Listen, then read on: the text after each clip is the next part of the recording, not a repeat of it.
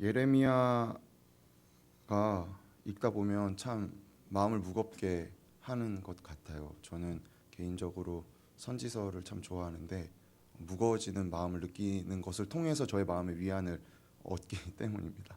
조금이라도 이런 무거운 말씀을 들어서 내가 좀 그렇지, 내가 이렇게 죄인이지, 내가 참 이스라엘 백성과 같지라는 그 마음에 머물기를 좀 좋아하는 습성을 가진 것 같아요. 그렇지만 거기에서 머무는 것이 아니라 하나님께서 그 당시에 말씀하신 말씀이 오늘 우리 가운데도 동일한 말씀임을 저희가 기억하며 말씀을 바라보기를 소망합니다. 예레미야의 초점은 이스라엘이 다른 신을 숭배하는 것에 대해서 질책하는 것입니다. 계속 저희가 이제 예레미야 1장, 2장 계속 예레미야서를 큐티하면서 느끼시겠지만 끊임없이 너무 처절하고 이렇게까지 계속했던 이야기 또 하나 싶을 정도로 예레미야에서는 계속해서 되뇌이는 것이 다른 신들을 숭배하는 것에 대한 의미입니다. 또한 저희가 눈길을 더 깊이 끌 수 있는 것은 죄 문제와 관련하여서 여호와께 대한 이스라엘의 태도와 또한 이스라엘의 현재 상황에 대한 긴밀한 관련성입니다. 하나님을 향한 이스라엘의 태도는 이렇고 우리의 삶은 그대로 있는 것이 아니라 이스라엘이 하나님을 향한 태도와 또한 그 이스라엘이 맞이하게 되는 국가적인 상황이 연결되어 있는 것이지요. 이스라엘이 다른 신을 따라가면 여호와께서는 자신이 가려 뽑으신 백성 이스라엘에 대한 땅의 상실로서 그 국가의 자주권을 흔드심으로써 주님께서 말씀하십니다. 그리고 이러한 신학적인 사상은 예레미야에서 되풀이되고 길은유로 나타나죠. 저희가 오늘 볼 말씀 중에 하나인 2장 23절에서 25절 그리고 36절에서 37절에서 길은유를 통해서 나타납니다. 그리고 행위와 현상의 연계성 그리고 이스라엘의 언약에 관한 질책과 윤리적 질책이 서로 맞물려 있는 것이지요. 낯선 신들은 헛것입니다. 이는 우리가 너무나도 잘 알고 있고 이스라엘 백성도 분명히 알고 있습니다. 산당들에서 드리는 그곳의 제도와 또한 그것의 제의는 헛것이며 이거와 대비되는 것이 구원하시는 여호와이십니다. 산당이라는 것은 바마라는 히브리어로 바마라는 뜻인데 이게 무슨 의미냐면 히브리어로 산당이라는 것이 아니고 높은 곳이라는 뜻이에요. 그러면 높은 곳에서 제의를 드리는 것이죠. 그럼 높은 곳에 있는 신당에 제의를 드렸는데 이때 이스라엘 백성이 그냥 바알을 거기서 숭배하였다로고만 끝나는 것이 아니라 그 산당에서 하나님께 예배하는 행위도 했다는 것을 저희가 고대 문서를 찾아보면 알 수 있습니다. 그렇기 때문에 산당의 의미는 단순히 그냥 바알을 섬기는 장소, 그냥 그건 나쁜 곳이 아니라 그냥 우리 삶 속에서 흔히 바라볼 수 있는 지금으로 생각하면 그렇죠, 절 같은 데겠죠. 높은 곳에 있는 절이나 또 저희 마을 어귀에 있는 선앙당이나 그리고 큰 나무들 밑에 있는 제의를 드리는 곳에 이스라엘 백성이 가게 된 것입니다. 그리고 그들의 마음 가운데는 구원하신 여호와가 있었죠. 왜냐하면 저희가 4월 달에 민수기 큐티 본문을 하면서 보았듯이 애굽에서 이끌어내신 하나님을 경험했기 때문입니다. 그렇기 때문에 그 경험한 하나님을 그냥 그 선앙당에서 절에서 예배 드린 것이죠. 그들은 하나님을 예배했습니다. 그렇지만 하나님은 이에 대해서 심판의 말씀으로 말씀하십니다. 입술의 고백을 원하시는 것이 아니죠. 어떠한 행동, 우리의 삶이 어떠한지를 하나님은 교묘하고 철저하게 깊이 그것을 살펴보고 계십니다. 오늘 말씀을 살펴봄으로써 저희가 두 가지 질서와 그리고 그 안에서 우리가 바라봐야 할 과정과 목적의 차이에 대해서 같이 나누었으면 좋겠습니다. 예레미야서에 나오는 심판은 우리가 마치 목적인 것처럼 느껴집니다. 그 심판을 당하면 끝인 것 같고 이제 이스라엘이 망하면 바벨론이 침공하면 우린 어쩌나 마치 이것은 우리 가운데 교회가 이제 망하고 한국 교회가 이렇게 힘듦이 있고 우리 가정이 우리 집이 망하면 우린 이제 어떡하나 라는 것과 같은 마음이겠지요. 하지만 심판은 목적이 아니라 과정입니다. 바벨론은 이스라엘을 침공하여 70년의 기간 동안 이스라엘을 침공하게 되고 결국 그 바벨론도 망하게 됩니다. 하나님은 예레미야를 통해 이 말씀을 끊임없이 이야기하고 계신 것입니다. 그렇다면 하나님이 말씀하시고 예레미야가 하나님께 받은 마음을 외치는 목적은 무엇일까요? 여호와께로 돌아오라는 것입니다. 우리의 마음이 우리의 상황이 아니라 우리의 마음의 중심이 여호와께로 돌아오라는 것입니다. 2장 20절에서 28절 말씀에 나타나는 전개 방식을 살펴보면 하나님께서 직접 말씀하시는 말씀의 선포는 1인칭 선포로 되어 있고 그리고 유다 백성들 2인칭으로 표기되어 있음을 알 수 있습니다. 저희가 20절 하반절에 보면 나는 순종하지 아니하리라 라고 이스라엘 백성이 이야기합니다. 그리고 23절 상반절에는 나는 더럽혀지지 아니하였다고 이야기합니다. 그리고 25절 하반절을 보면 이는 헛된 말이라고 이야기합니다. 예레미야가 이스라엘을 향하여 바알을 따랐다고 고발했지만 이러한 선포에 대한 이스라엘 백성은 우리는 그렇지 않다. 나는 더럽혀지지 않았고 바알들의 뒤를 따르지 아니하였다고 이야기하고 있습니다. 이것을 통해서 저희는 알 수 있죠. 이스라엘 백성이 노골적으로 바알을 숭배한 것이 아니었습니다. 어쩌면 이들은 여전히 여호와의 이름을 부르며 여호와를 향한 고백과 그들의 신앙을 간절히 고백했겠지요. 분명히 고백했을 것입니다. 왜냐하면 그 아버지의 세대와 아버지의 세대가 보아온 것을 끊임없이 전해 들었을 것이고 모세가 기록한 율법을 묵상했을 것이기 때문입니다. 그렇지만 예레미야를 통해서 우리가 알 수 있는 것은 여호와를 섬긴다, 예수를 섬긴다고 하면서도 실제 삶은 그렇지 못하는 것을 질책하는 것입니다. 하지만 좀 안타깝게도 우리 삶에도 이러한 경우가 간혹 찾아오곤 합니다. 20절을 보면 20절이 좀 번역이 애매하게 되어 있는데요.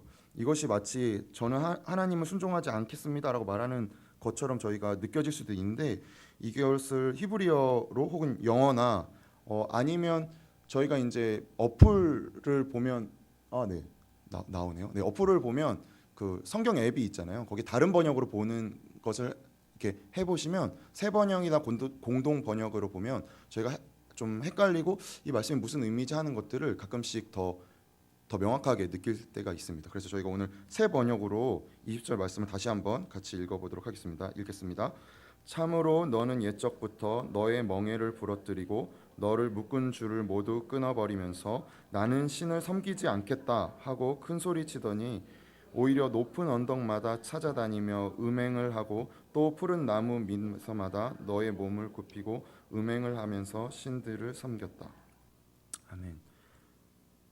이것이 무슨 의미냐면 우리가 옛적부터 멍에를 지고 있었고 묶은 줄을 있었던 것을 하나님이 끊어 버리셨다는 것입니다. 그래서 이스라엘 백성이 그 끊어버린 것에 대해서 하나님 저는 이제 더 이상 이러한 것들에 순종하지 않겠습니다라는 굉장히 담대한 선포고 저희가 가져야 할 신앙의 고백을 한 것이죠. 어떠한 상황이나 환경에 순종하지 않겠습니다. 하나님께서 그 상황과 환경에서 우리를 끌어내셨듯이 우리는 더 이상 이것을 바라보지 않고 순종하지 않겠습니다라고 이스라엘 백성은 분명히 이야기하였던 것입니다. 그런데 막상 출애굽하여 가나안 땅에 들어가 보니 푸르른 나무와 무성하게 큰 나무와 높은 산이 보이는 것입니다. 그리고 그것을 제의 드리는 가나안 백성이 그들의 눈에 보였겠지요. 저희도 마찬가지일 것입니다. 큰 산, 또 푸르른 나무, 거대한 자연 속에서 우리는 종교적 제의를 하게 됩니다. 이건 모든 세계 곳곳에서 나타나는 것이지요. 그것을 통해서 우리는 무엇을 원합니까? 우리의 번성을 원합니다. 제의를 드리고 기도를 하고 그 산당에 올라가고 나무를 하고 선앙당에서 할 때 아이고 뭐 우리 하람이 장가가게 해주세요. 뭐 이런 것들. 그렇잖아요. 물론 저희 부모님은 목사님이셔서. 네. 그렇지만 내 원하는 걸 구하잖아요. 그리고 거기서 끝나죠. 내가 이것을 향해서 어떠한 것이 하는 게 아니라 내 만족에서 끝나는 것입니다. 하나님께서 계속해서 요구하고 예레미야를 통해서 말씀하신 것이 이 지점입니다. 내가 만드는 우상들이죠. 그리고 내가 그 우상을 이용하는 거죠. 유진 피터슨 목사님이 하신 말씀 중에 하나는 인간은 끊임없이 하나님을 길들이기 위해 사투한다는 것이죠. 끊임없이 내 방법, 내 마음대로 하나님을 조정하는 싸움을 한다는 것입니다. 오늘 본문 말씀에서 이스라엘 백성도 이와 같은 것이지요. 21절에서 하나님께서는 예레미야를 통해 이스라엘을 참 종자 순한 포도나무로 심었다고 말씀하십니다.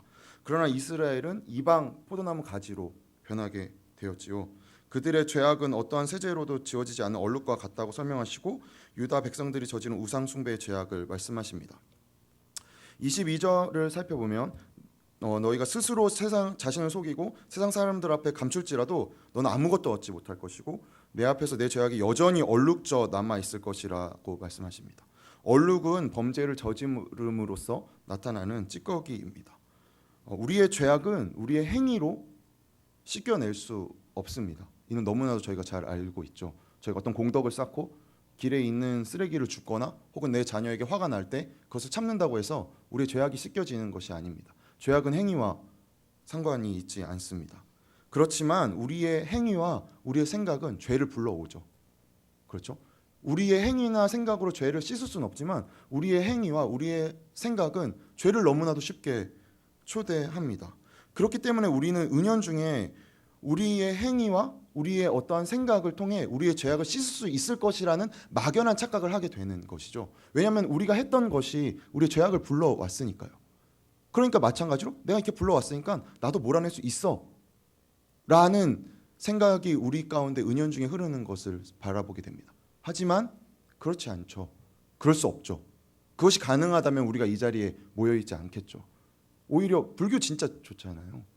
조용하니 저는 풍경 소리를 개인적으로 좋아하는데 그 풍경 들으면서 안에서 가만히 묵상하면서 내 마음을 비우고 그리고 내 마음이 평안해지고 그러면 괜찮은 것이라면 우리는 결코 예수 그리스도를 믿고 하나님을 믿어서 이 자리에 나올 이유가 없습니다. 우리가 나오는 이유는 무엇입니까?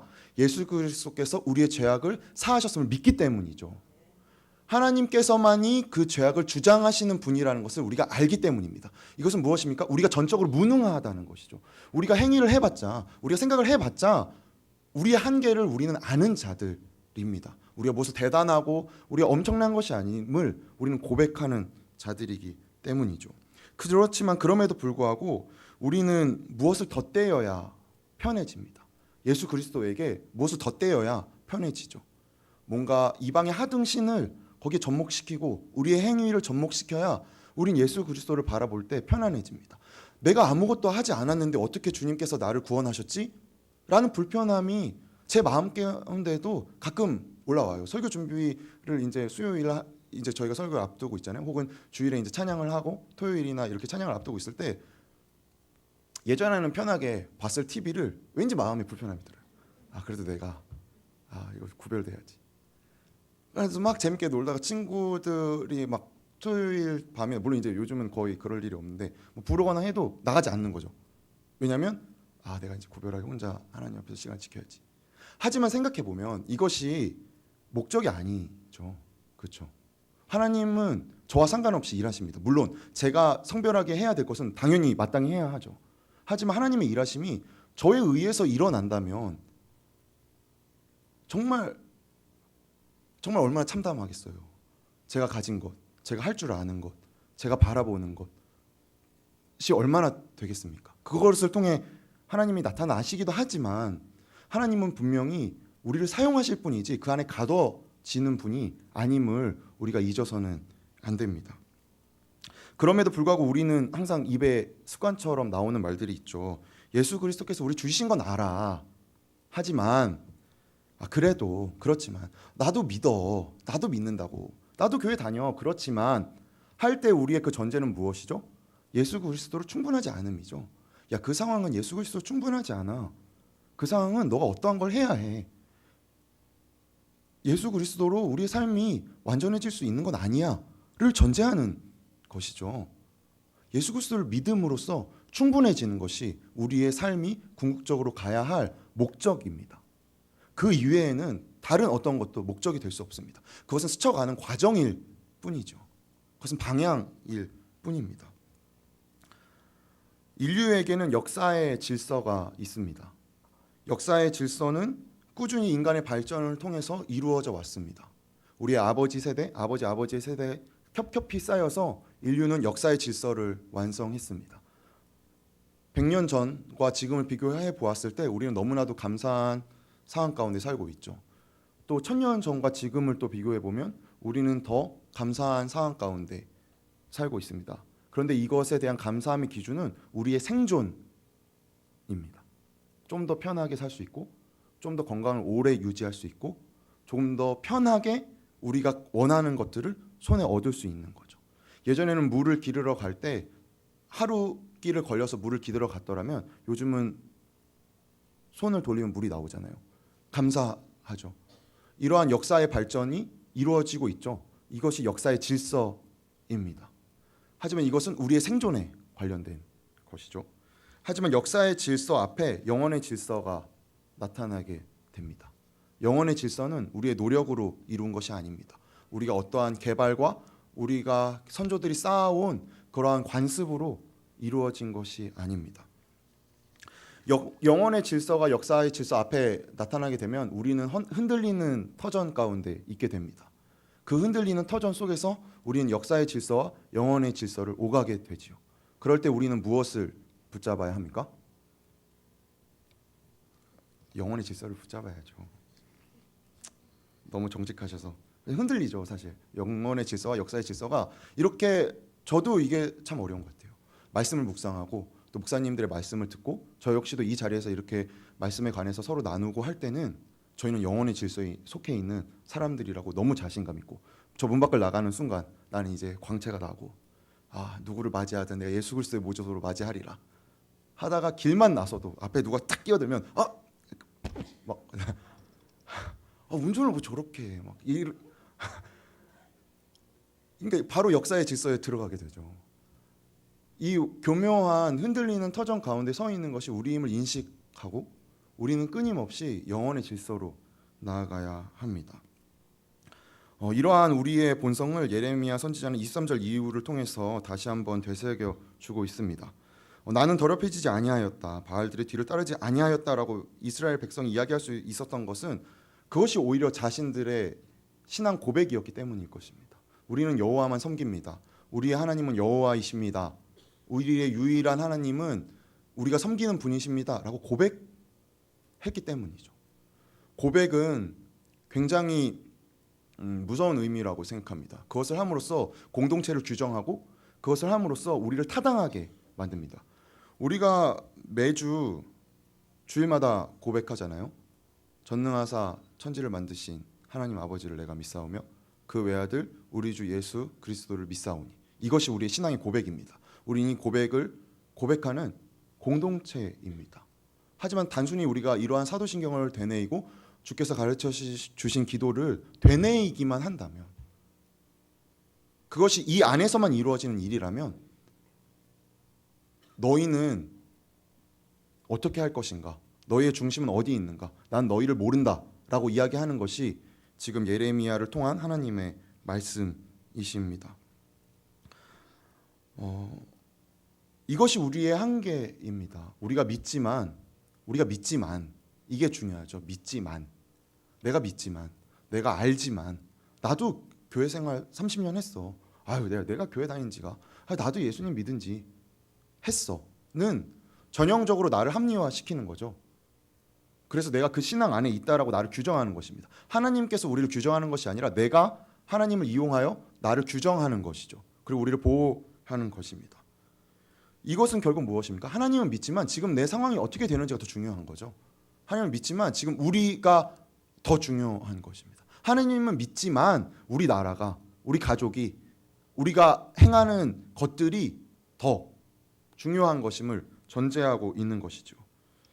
그것이 관계일 수도 있고 돈일 수도 있고 시간일 수도 있겠죠. 우상은 시시각각 모양을 변화합니다. 이것이 뭐죠? 이스라엘 백성이 행했듯이 하등신을 덧붙이는 거죠.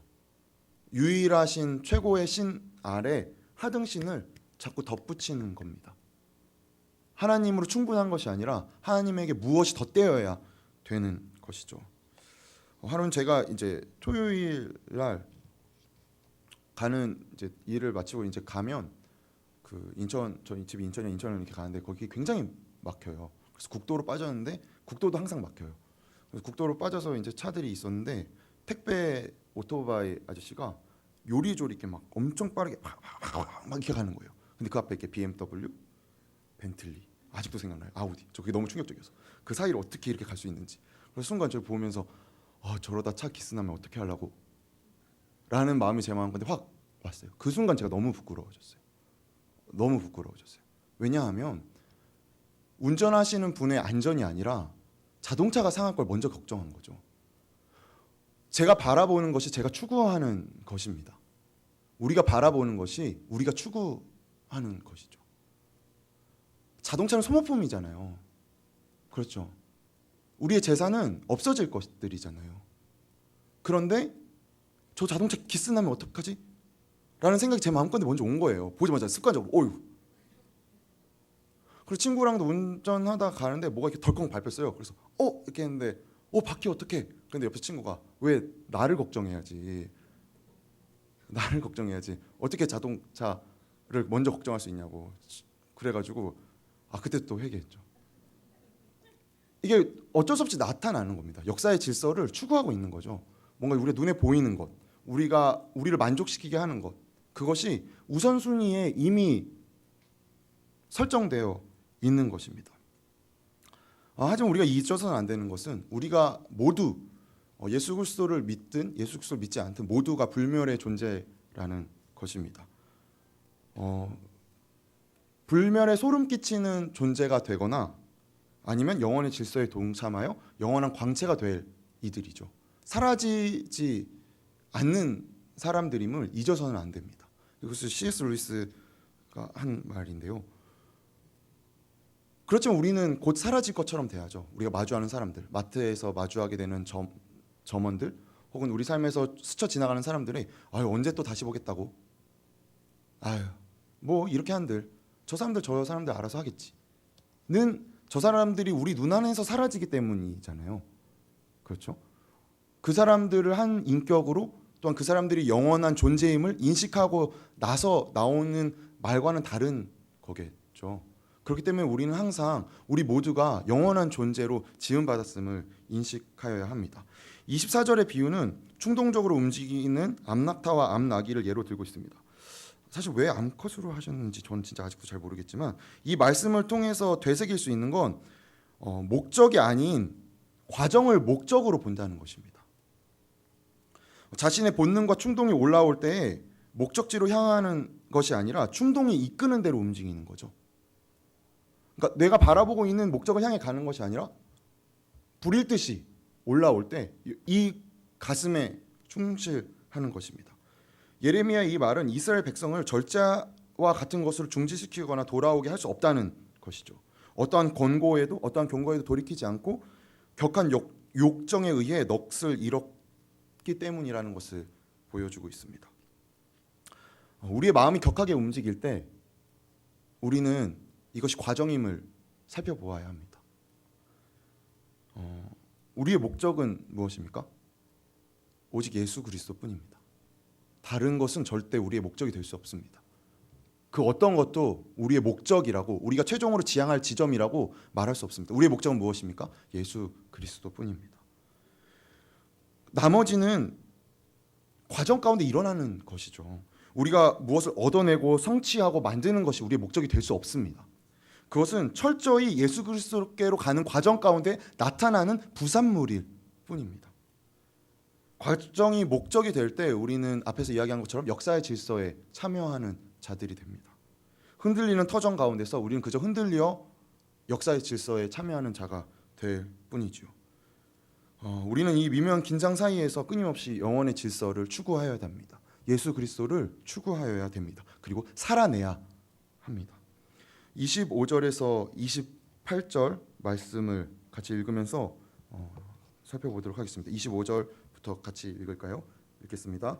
내가 또 말하기를 내 발을 제어하여 벗은 발이 되게 하지 말며 목을 가라게 하지 말라 하였으나 오직 너는 말하기를 아니라 이는 헛된 말이라 내가 이방 신들을 사랑하였은즉 그를 따라가겠노라 하도다. 도둑이 붙들리면 수치를 당함 같이 이스라엘 집 곧 그들의 왕들과 제도자들과 제사장들과 선지자들이 수치를 당하였느니라. 그들이 나무를 향하여 너는 내 아의 아버지라 하며 돌을 향하여 너는 나를 낳았다 하고 그들의 등을 내게로 돌리고 그들의 얼굴은 내게로 향하지 아니하다가 그들의 환난을 당할 때에는 이르기를 일어나 우리를 구원하소서 하리라. 너를 위하여 내가 만든 내 신들이 어디 있느냐? 그들이 내 환난을 당할 때에 구원할 수 있으면 일어날 것이라. 유다여 너의 신들이 너의 성읍수와 같도다. 이스라엘의 백성에 대한 예레미야의 관점은 그들의 말이 아닌 그들의 생각에, 그들의 행동에 관심을 두었습니다. 그리고 그것을 질책하였습니다. 그러나 그들은 환난 당할 때 하나님을 찾습니다. 그때 하나님께서는 뭐라고 말씀하십니까? 너희 우상들을 찾아봐라.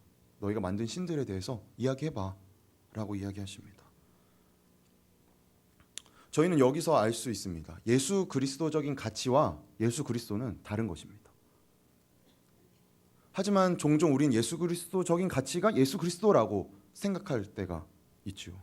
사랑과 평화와 소외된 자들에 대한 마음은 예수 그리스도적인 가치입니다. 예수께서 그렇게 행하셨기에 우리가 그렇게 행하는 것이지 그것이 목적이라고 말할 수는 없는 것이죠. 이게 굉장히 좀 위험한 말일 수 있지만 저는 그렇게 생각합니다. 목적은 예수 그리스도뿐입니다. 때때로 평화는 우리를 안일하게 만듭니다. 분쟁은 오히려 우리 가운데 평안을 줄 수도 있죠. 이것의 목적이 예수 그리스도라면요. 중요한 것은 우리의 목적이 무엇인지를 지속하여 상기하여 하는 것입니다. 그렇기 때문에 저희가 진짜 많이 남았더라고요. 진짜 보셔야 돼요. 그렇잖아요. 저도 이 말씀 앞에서 자유로울 수 없죠. 당당할 수 없죠. 저도 막 피곤하고 일 많다는 핑계로 혼나려나? 제낄 때가 있어요.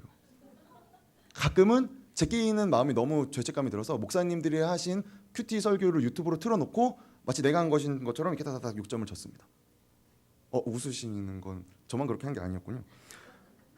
근데 이건 행위잖아요. 내가 마음이 하나님께로 가가는 것이 아니잖아요. 내가 이렇게 함으로써 정서적인 만족을 느끼는 거죠.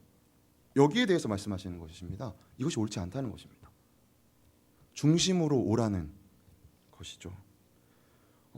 예레미야가 선포하는 메시지와 통하는 예수님의 말씀이 마태복음 7장 21절에서도 나타납니다. 마태복음 7장 21절에서 예수님이 뭐라고 말씀하시죠? 저희 같이 읽을까요? 시작.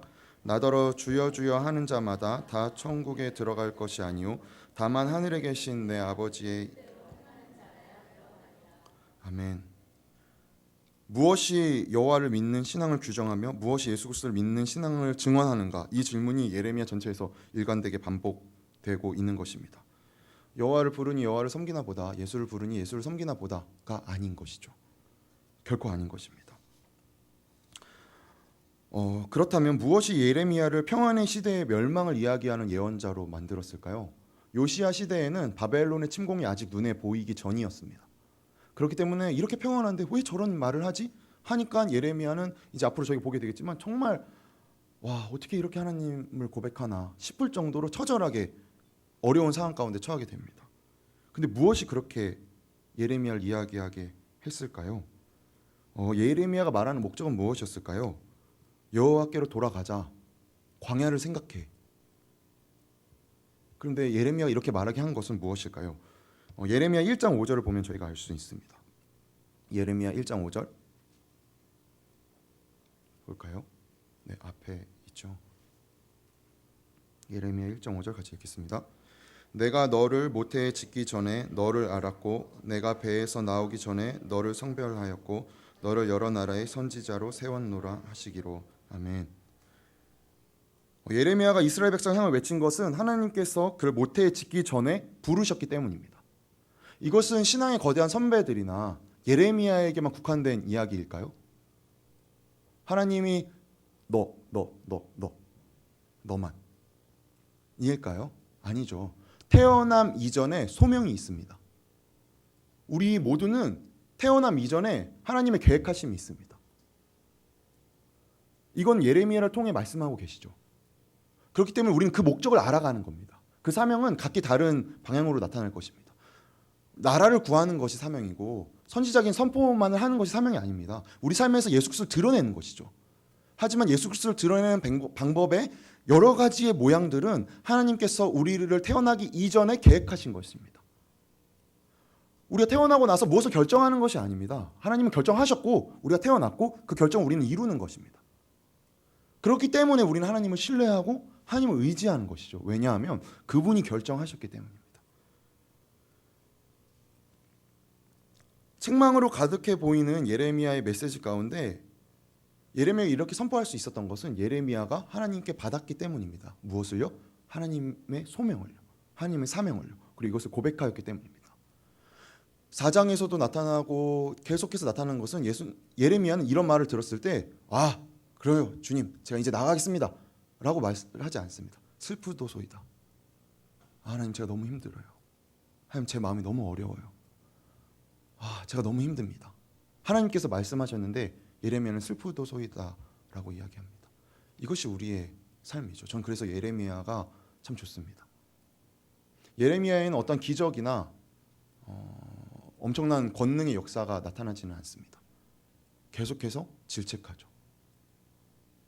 야, 너 무엇을 섬기고 있니? 너네 이러한 것이 음행이야.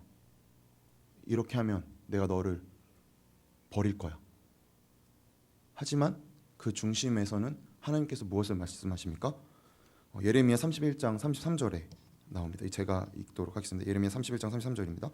그러나 그날 후에 내가 이스라엘 집과 맺을 언약은 이러하니 곧 내가 나의 법을 그들의 속에 두며 그들의 마음에 기록하여 나는 그들의 하나님이 되고 그들은 내 백성이 될 것이라. 여호와의 말씀이니라. 아멘입니다. 더 이상 율법 돌판에 기록하는 것이 아니라 너희 마음에 내 말을 새기겠다라고 말씀하시는 겁니다. 우리의 흔들림은 우리의 보는 것에서 시작됩니다. 또한 그것이 우리 마음 가운데 들어오면 우리는 그것을 우상으로 만들죠. 하지만 그 우상으로 만들기에 우리는 죄책감이 듭니다. 그래서 예수 그리스도를 덧대어 입힙니다. 그래서 예수 그리스도적인 가치로 이건 하나님이 원하시는 일일 거야 라고 되뇌입니다. 이렇게 하는 것도 하나님이 용납하실 거야. 하지만 우리는 알고 있죠. 무엇이 진정한 예수 그리스도고 무엇이 우리가 덧댄 것인지를요. 예레미야 31장에서 나타난 새 언약은 예레미야에 나타나는 문제를 푸는 키입니다. 하나님께서 선택된 언약 백성으로서 신실하게 되는 것은 우리 마음 가운데 새겨져 있음을 확인하는 것이죠. 그래서 꼭 하셔야 돼요. 말씀이 아니고서는 저희가 다를 바가 없잖아요. 그렇죠. 저희가 사실은 저기 어떤 스분하고 비교해 봤을 때 그 스분이 훨씬 더 삶이 경건하잖아요. 그렇죠? 더 말이 정갈하고요. 다른 건 뭐죠? 말씀이죠. 예수 그리스도죠. 그 어떤 것도 우리는 우리답게 할 수 없습니다. 자신을 자신답게 할 수 없어요. 우리를 우리답게 하는 건 태어남 이전에 사명을 주신 하나님 뿐이십니다. 그렇게 우리가 하나님께로 돌아가는 것이죠. 말씀 정리하겠습니다. 우리는 두 가지 질서 위에 있습니다. 그 질서는 역사의 질서와 영원의 질서입니다. 우리는 이러한 흔들리는 터전 가운데서 흔들리고 있습니다. 우리는 무엇을 바라봐야 합니까? 영원의 질서를 바라보아야 합니다. 그 질서를 향해 나아갈 때 우리는 여러 가지의 상황이 우리 가운데 찾아오게 됩니다. 우리는 그것이 마치 목적인 듯 느끼게 되죠. 그래서 우리를 충동질합니다. 마치 예레미야에서 말한 것처럼 암나귀가 충동하듯이 우리가 충동하게 되는 것이죠. 그리고 세상은 그 결과로 이루어져 왔습니다. 그래서 우리는 때때로 그 결과가 옳은 것인 것처럼 흔들리고 그것이 맞는 것처럼 합리화합니다. 하지만 아니죠. 오늘 예레미야를 통해 말씀하시는 하나님은 무엇입니까? 그것이 아니다라고 이야기합니다. 그리고 확실히 알아야 할 것은 심판은 제한되어 있다는 것입니다. 심판은 과정일 뿐이라는 것입니다. 이스라엘 백성이 세웠던 성전은 무너졌습니다. 또한 예수 그리스도께서 오셔서 그 성전은 무너질 것이라고 말씀하셨고 성전은 무너졌습니다. 이제 더 이상 어떠한 곳에 새겨져 있는 것이 아니죠. 어디에 새겨져 있습니까? 우리 마음 가운데 새겨져 있습니다. 우리는 어떠한 길로 가야 합니까? 우리는 어떠한 길을 바라보아야 합니까? 매 순간 흔들리죠. 사실 매 순간 흔들리는 것이 우리잖아요. 그렇기 때문에 우리는 우리의 한계를 아는 것이고요. 그렇기 때문에 우리가 이 자리에 모여서 예배 드리는 것이잖아요. 우리의 마음을 흔들렸던 마음을 다시 가져오기 위해서. 그렇기 위해 새벽마다 일어나셔서 오시는 것이잖아요. 큐티를 보시는 거잖아요. 기도하는 거잖아요. 우리가 흔들렸던 마음을 하나님께로 가져오기 위해서. 결국 이 과정인 것 같아요. 루터와 칼빈이 이야기한 신학의 사상을 한 신학자 분께서 신앙의 과정을 세 가지 단계로 표현하셨는데, 우린 기도를 합니다. 우리가 기도를 하면 우리 가운데 말씀이 찾아오죠. 그래서 우리는 말씀을 묵상합니다. 그리고 말씀을 묵상한 이후에 우리는 무엇을 맞이하게 되냐면 시련을 맞이하게 됩니다. 그 시련이 찾아오면 우리는 기도를 하게 되는 것이죠. 기도를 함으로써 우리는 다시 한번 말씀 앞에 우리가 찾아온 시련을 바라보게 됩니다. 그리고 그 말씀을 묵상하고 우리 삶 가운데는 시련이 찾아옵니다. 저는 이것이 점점 좋아지는 것 같아요. 뻥이고요. 아직 이만큼 좋아져요. 너무 힘들죠. 사실 거짓말하면 안 될 것 같아서. 이만큼 좋아져요. 이만큼은 좋아지는 것 같아요. 왜냐하면 내가 기도하고 묵상해서 큰 것을 얻는 것이라면 어디까지 얻어야지 만족할 수 있을까라는 생각을 하게 되거든요. 무언가를 기도하고 묵상해서 내가 이뤄내는 것, 내가 이렇게 기도하고 이렇게 했더니 우리 하람이가 서울대를 갔어.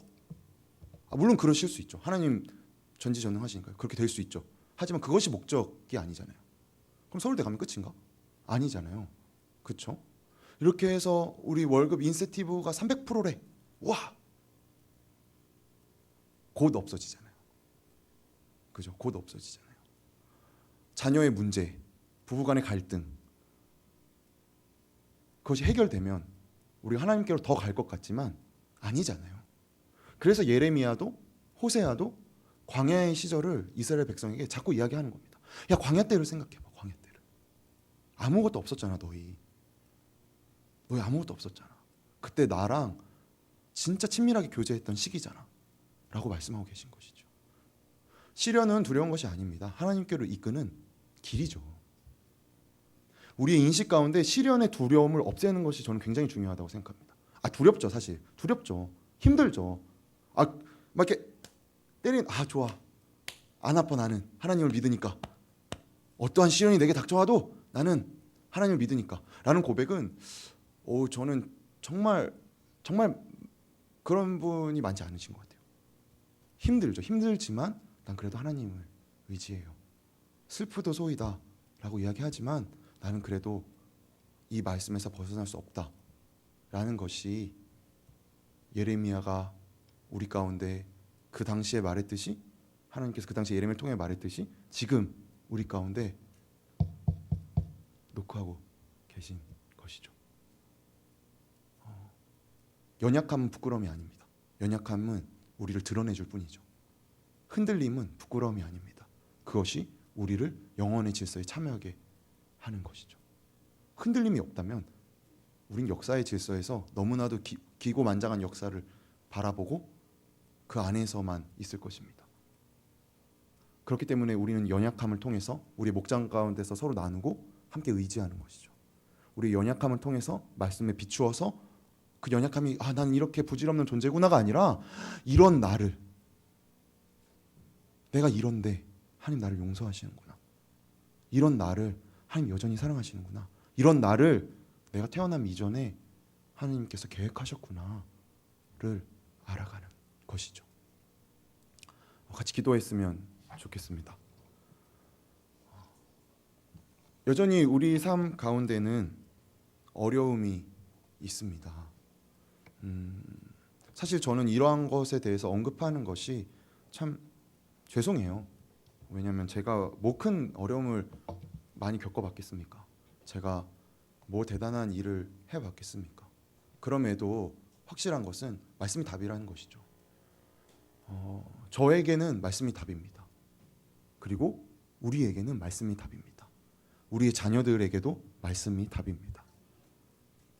믿지 않은 남편에게도 믿지 않은 아내에게도 말씀은 답입니다. 그 누구에게도 말씀이 답입니다. 예수 그리스도만이 우리의 답이십니다. 이 시간 우리가 기도할 때 우리의 우상들을 살펴보았으면 좋겠습니다.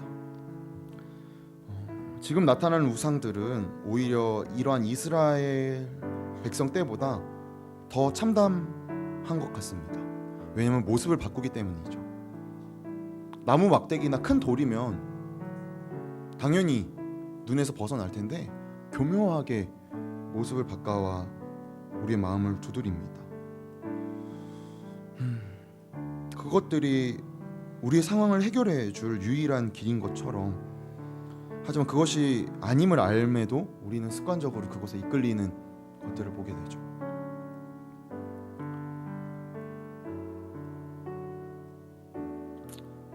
그럼에도 불구하고 하나님은 우리를 용납하십니다.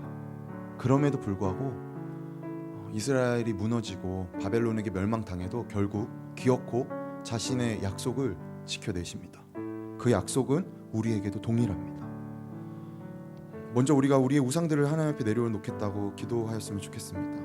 주님, 저의 마음을 돌이켜 주시옵소서. 우리의 눈이 바라보는 것이 무엇인지를 깨닫게 하시고 우리의 마음이 어디 있는지를 알게 하셔서 주님만을 바라보게 해달라고 이 시간 전심으로 다 같이 기도하겠습니다. 사랑의 주님,